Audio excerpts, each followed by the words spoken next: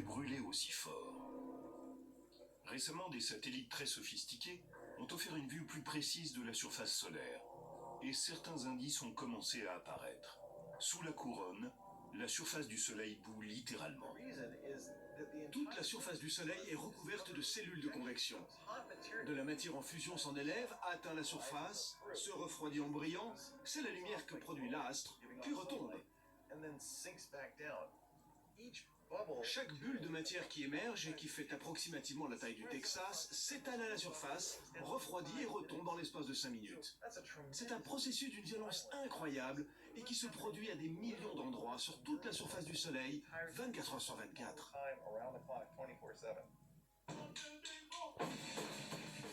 Ce bouillonnement n'est pas seulement violent, il fait aussi un bruit assourdissant.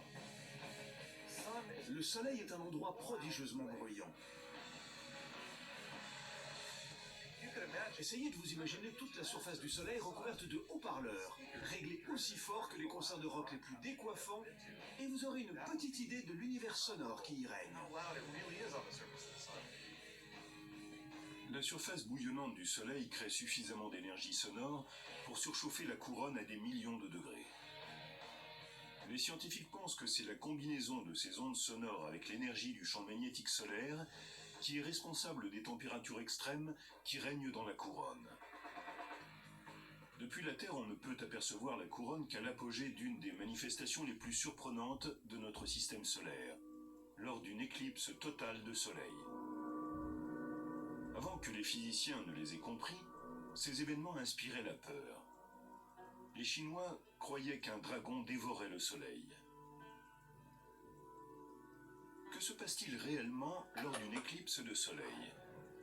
Pour faire simple, la Lune bouche la vue du Soleil.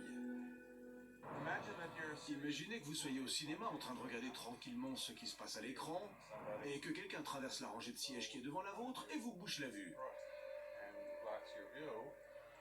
Au cinéma, peut-être n'apprécieriez-vous pas que cette personne vienne vous boucher la vue. Mais dans le cas d'une éclipse, c'est une chance que la Lune vienne se placer devant le Soleil. On en est même ravis. C'est également une chance que la Lune, 400 fois plus petite que le Soleil, soit aussi 400 fois plus près de nous. Cette coïncidence cosmique signifie que les deux objets se trouvent avoir apparemment la même taille dans notre ciel, de sorte que l'une vient obscurcir parfaitement le second. Ce somptueux événement cosmique que lorsque le chemin de la Lune croise la ligne qui sépare la Terre du Soleil. L'orbite lunaire est légèrement inclinée d'environ 5 degrés. Si ce n'était pas le cas, nous aurions une éclipse tous les mois. Ce serait ennuyeux. Mais si l'on ne s'ennuie pas, c'est que la plupart du temps, la Lune passe au-dessus ou en dessous de cette ligne qui relie la Terre au Soleil. De sorte qu'au lieu d'en avoir une fois par mois, on a une éclipse totale quelque part sur Terre tous les 18 mois environ. En se glissant face au Soleil, la Lune projette une ombre sur la Terre. La partie externe, où l'ombre est plus légère, s'appelle la pénombre. Si tandis qu'elle se déplace à la surface de la Terre, vous vous trouvez dans l'espace que trace la pénombre, vous ne verrez qu'une éclipse partielle. Mais si vous allez vous poster sur le chemin de cette zone interne, foncée, appelée l'ombre, vous pourrez apprécier le spectacle majestueux d'une éclipse totale. Si vous ne pouvez vous rendre sur le chemin de la totalité, il reste une solution. Attendez quelque part suffisamment longtemps et une éclipse totale passera juste au-dessus de votre tête, environ une fois tous les 300 ans. Le Soleil, brillante étoile de notre système solaire, peut être à la fois d'une beauté époustouflante et d'une violence féroce. Et même si c'est difficile à croire, il ne sera pas éternellement là. Même le Soleil doit mourir un jour. Le Soleil renferme dans son noyau une quantité de carburant déterminée. Et il est soumis à la fusion à un rythme que l'on peut calculer. Admettons que nous ayons ici la vitesse de combustion de son carburant et ici la quantité de carburant dont il dispose. Un calcul très simple met en évidence le moment où le Soleil va mourir d'ici 5 milliards d'années. C'est dommage, mais le Soleil ne s'éteindra pas avec éclat. Il est trop petit pour exploser comme une supernova. Les étoiles ont une spécificité. Elles comptent parmi les rares éléments qui refroidissent en se réchauffant.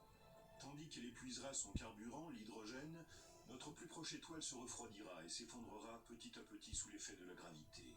L'énergie générée par cet effondrement commencera à réchauffer le noyau à des centaines de millions de degrés, une température à laquelle l'hélium brûle. Sous l'effet de la chaleur que produira l'hélium en brûlant, le Soleil se dilatera jusqu'à devenir un globe monstrueux appelé géante rouge.